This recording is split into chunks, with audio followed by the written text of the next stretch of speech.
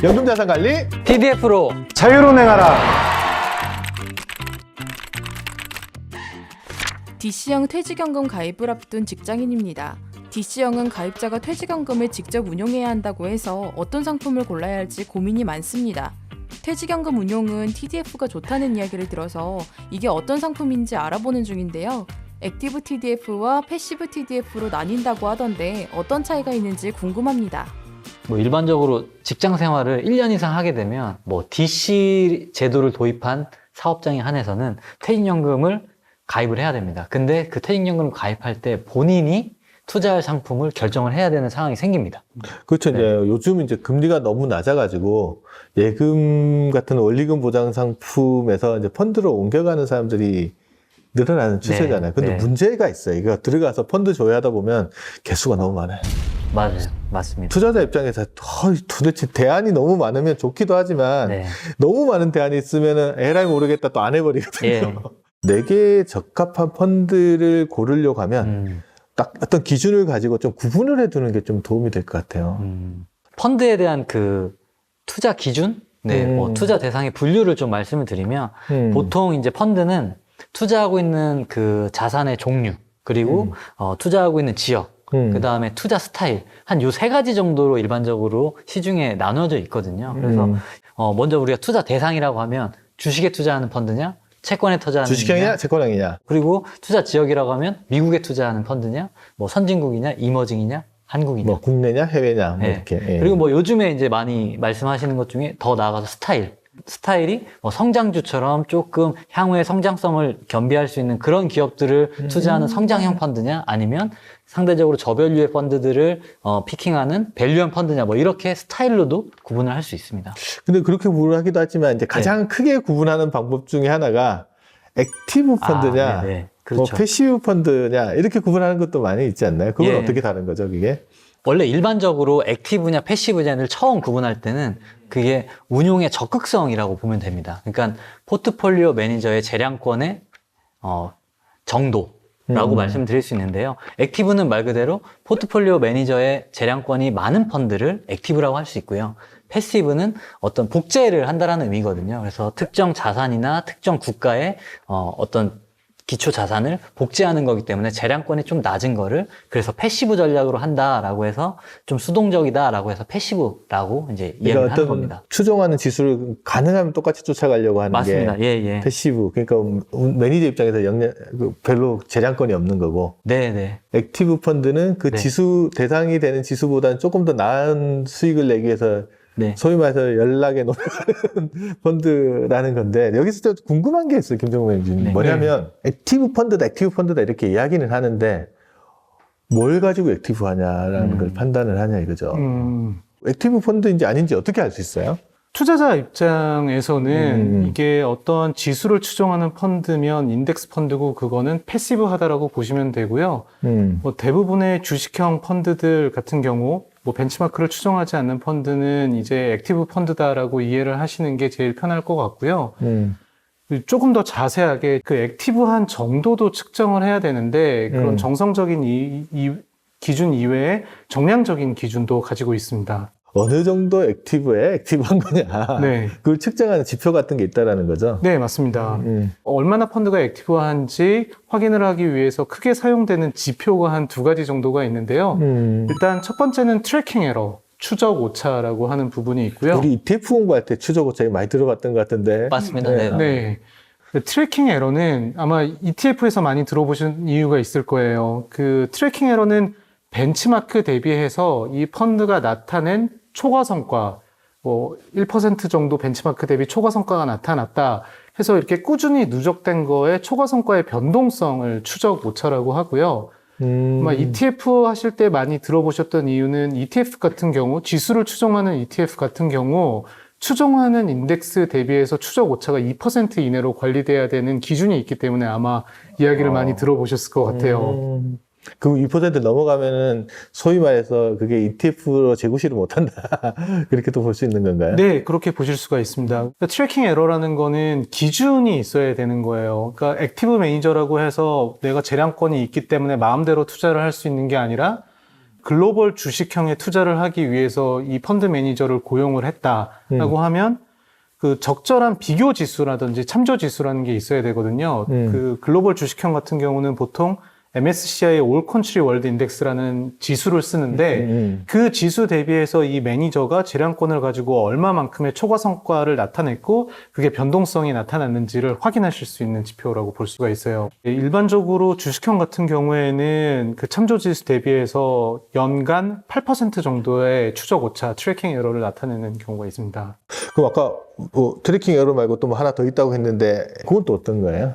그 추적 오차라는 게 있고 이제 두 번째는 액티브 쉐어라는 게 있습니다. 트래킹 에러 같은 경우에는 그 성과의 변동성, 초과 성과의 변동성만을 측정을 하는데 반해서 액티브 쉐어는 실제로 투자하고 있는 종목이 내가 참고로 하고 있는 지수와 얼마나 차별화됐는지를 보여줄 수 있는 지표라고 보시면 돼요. 그럼 제가 말한 게 맞나 보여요. 예를 들면 내가 참조하는 지수에 종목이 삼성전자, 현대차, LG화학, 네.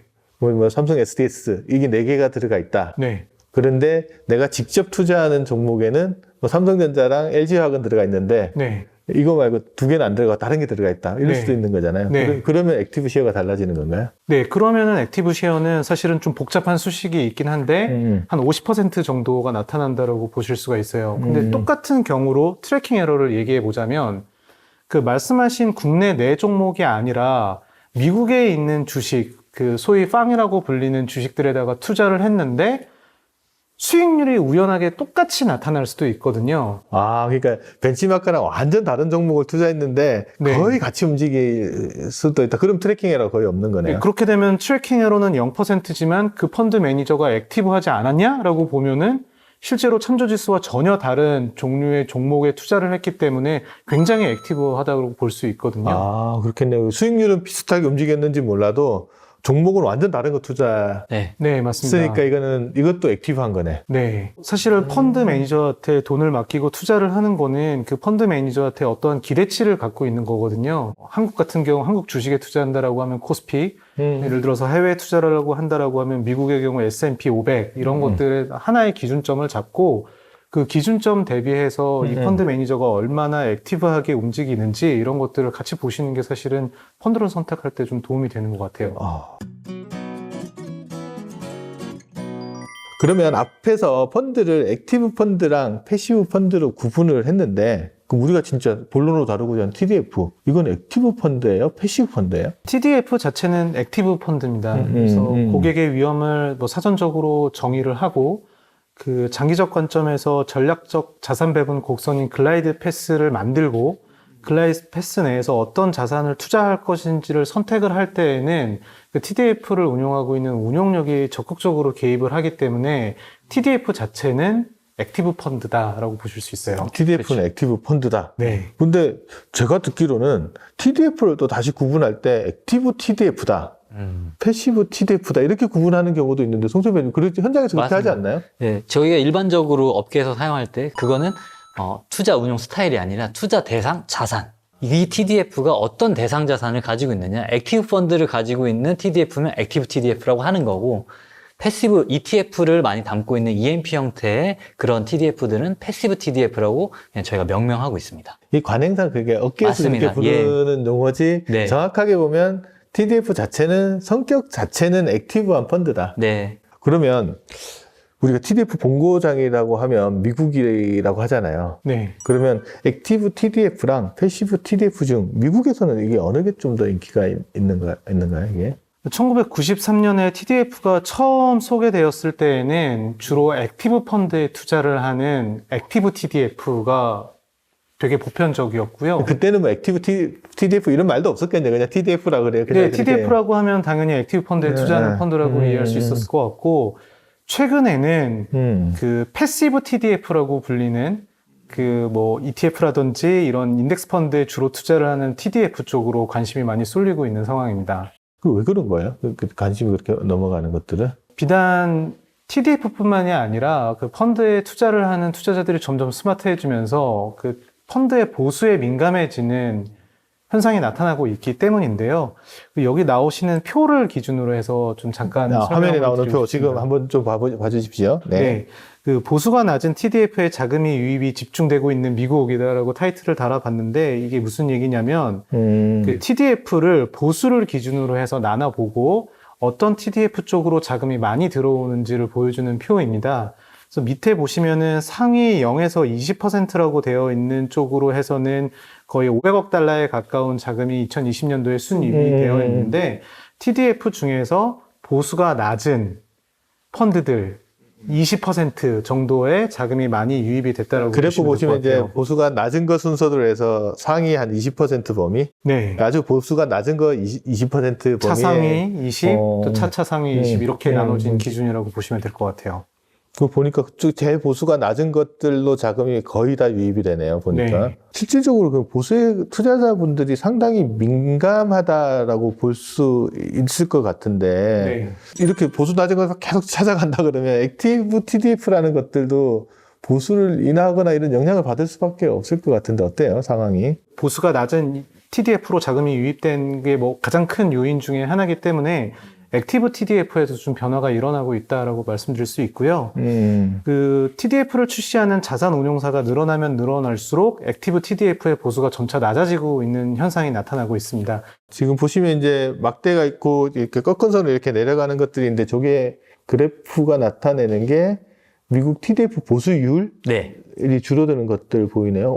확연하게 좀 줄어드는 건데 이게 액티브 TDF 보수만 말씀하는 건가요? 네, 그 2020년도 12월 말에 이제 모닝스타에서 발표했던 자료를 토대로 말씀을 드리자면 그 TDF의 종류가 다양하지 않았던 2009년도에는 TDF에 투자를 하는 보수가 1년에 한 1% 정도 수준이었다라고 볼 수 있는데 예. 그 액티브 TDF 간의 경쟁이 좀 치열해지면서 보수가 굉장히 낮아지고 있고요.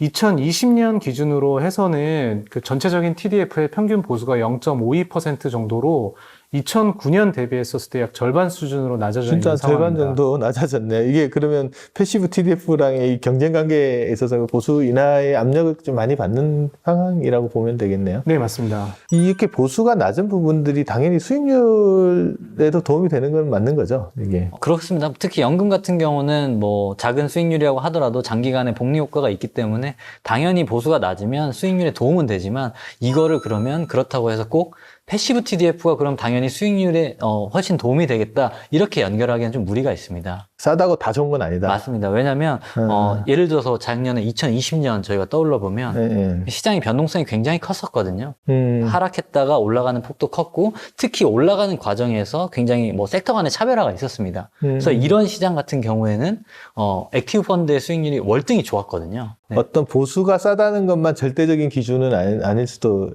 네. 있다라는 말인 것 같은데. 맞습니다. 그러면 투자자 입장에서 보면 싸고 수익 많이 나는 걸 찾잖아요.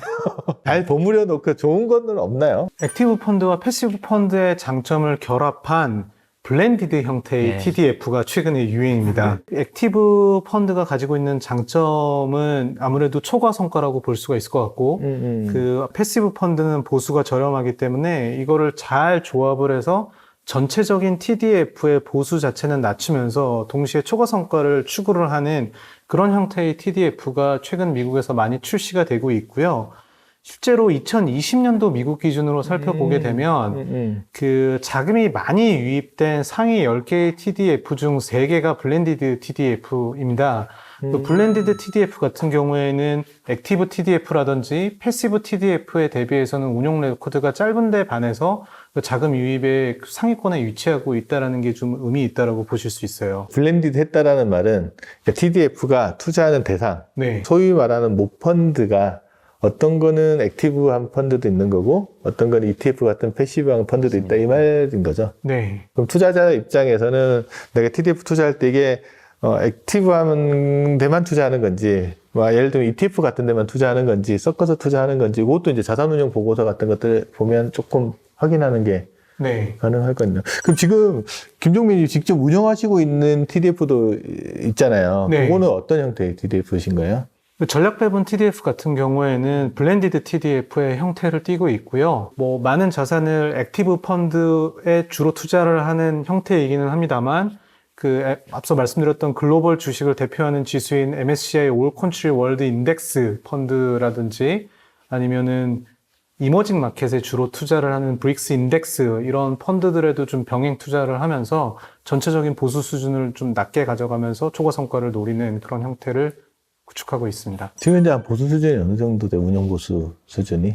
운용 보수 기준으로 봤을 때 액티브 TDF냐 패시브 TDF냐 차이가 크지는 않습니다. 그래서 약 차이가 한 20bp 정도 차이가 나고요. 총 보수로 따지게 되면 한 40에서 50 정도 차이가 나는 것 같아요. 그래서 10,000원 기준으로 했을 때 연간으로 한 20원 정도 차이가 나는 게 20bp라고 하면 예. 10,000원을 투자했을 때 연간 총 들어가는 비용이 20원 정도? 예, 그 정도 운용 보수 기준으로 좀 차이가 난다. 그렇게 보시면 될 것 같습니다. 작지만 이제 조금씩은 차이가 나는데 예. 전체적으로 이제 보수만 기준으로 볼 건 아니고 운용 성과도 같이 보면서 이제 같이 평가를 해야 된다라는 부분들을 좀 볼 수 있을 것 같습니다. 오늘 배우신 내용이요. 또 여러분의 TDF 자산 운영에서 평안한 노후를 맞이하는데 조금이라도 도움이 됐으면 하는 기원을 하면서 오늘 방송 마치도록 하겠습니다. 들어주셔서 감사합니다. 감사합니다. 감사합니다.